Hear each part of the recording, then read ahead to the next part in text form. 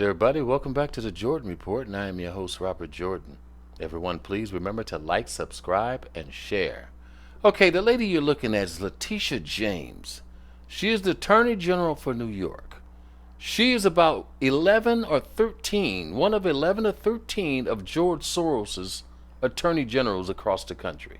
They're the ones who's making these cities so dangerous right now.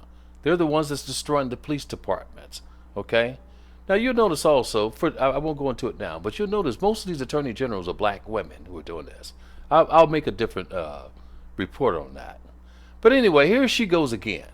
NYPD should stop making traffic stops, attorney general says. Now, this is not the first city that I reported this on. Berkeley, California is doing the same thing. New York Attorney General on Friday recommended that the New York Police Department get out of the business of routine traffic enforcement. A radical change, she said, would prevent encounters like one last year in the Bronx that escalated quickly and ended with an officer fatally shooting a motorist. Attorney General Leticia James, who acts as a special prosecutor appointed to investigate certain police killings, argued that the traffic stops are minor infractions, often end in violence, and that Alan Fela's death last October after he was pulled over for a seat violation further underscores the need for this change.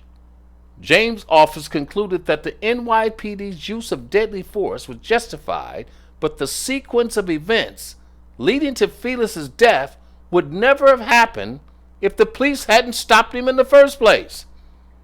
Let me read that again, because that may fly over most people's heads. James' office concluded that the NYPD's use of deadly force was justified, but the sequence of events leading to Felis's death would never have happened if the police hadn't stopped him in the first place. Police further heightened tensions by attempting to arrest Felis on an outstanding of warrants for low-level offenses such as spitting, littering, and disorderly conduct, James' office said. So they're saying if you pull somebody over and they have a warrant on them, and they get killed, it wouldn't have happened if you hadn't pulled them over. That's what she's saying. Okay? So let me show you the news clip and then we're going to get out of here. New York's Attorney General says that the police should abandon their policy of traffic stops. Leticia James argues that too often they do result in violence. And she cites too the case of Alan Feliz, who was shot dead when things escalated following a routine stop. While criminal charges were not warranted, we were greatly concerned by some of the actions of the responding officers and issued a number of recommendations that the NYPD should take into account, including removing officers from engaging in any type of routine traffic enforcement activity. Body cam video shows the moments leading up to the fatal shooting of Feliz last October. He'd been pulled over on suspicion of driving without a seatbelt. He handed over his brother's driving licence, and an ID check revealed 3 open warrants for low-level offences. Officers then tried to arrest Mr. Feliz. A struggle ensued and stun guns were used. When the car started to move off, though, one of the policemen shot Mr. Feliz, who later died in hospital. Well, the policeman who fired the shot claimed that he feared his colleagues' lives were in danger when the car started to move. Mr. Feliz's family lawyers dismissed that, though, while the family has demanded the officers are sacked. An investigation ruled no crime had been committed by the police, but expressed concern over the handling of the incident.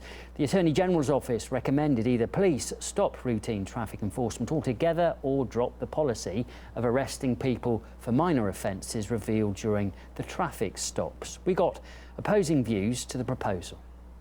It's not the police officers that start the violence. The reason that Mr. Feliz was shot was because he broke the law and he ultimately tried to run over. It's not police who decide what level of force are going to be used. The suspect decides, and we are forced to respond. We do not need police officers to respond to nonviolent activity. Let's be clear on a few things. Attorney General James is not calling for the end of traffic stops. She's calling for the end of traffic stops with people who have guns. Arbitrarily, unfortunately, we are seeing that people of color, specifically Black and Latino and Indigenous people, are arbitrarily pulled over for things that white people are not pulled over for. Overwhelmingly, police primarily shoot white people. And for example, last year, we shot about 300 black people, and only about 7 of those were unarmed.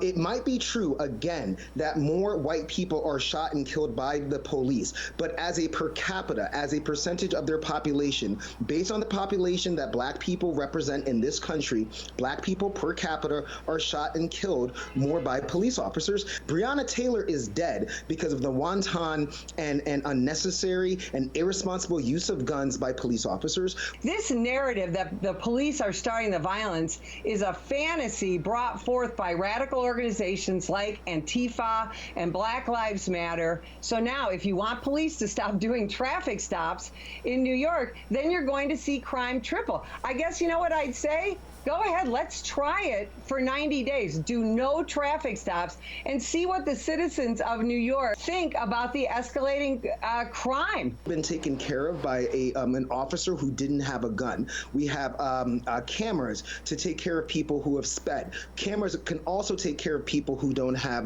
their seatbelts on, as was the case in this unfortunate situation where we have another loss of life that was unnecessary due to escalation. We do not need people who have guns to take care of nonviolent offenses. Okay, guys, as you can see, these people are absolutely insane. If you live in a city where these people are in charge, I'd get out of there as fast as I could.